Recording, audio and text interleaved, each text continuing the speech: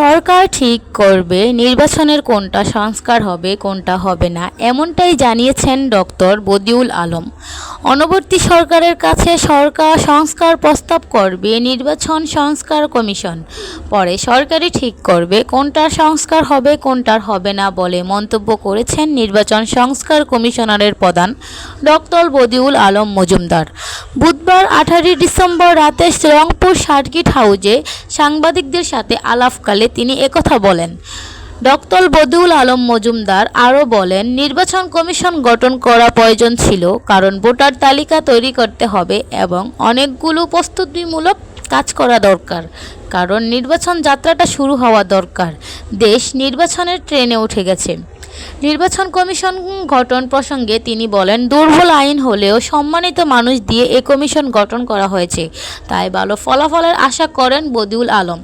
নির্বাচনের রোডম্যাপ অনুযায়ী কাজ সমাপ্তর প্রত্যাশাও করেন নির্বাচন সংস্কারের কমিশনারের প্রধান।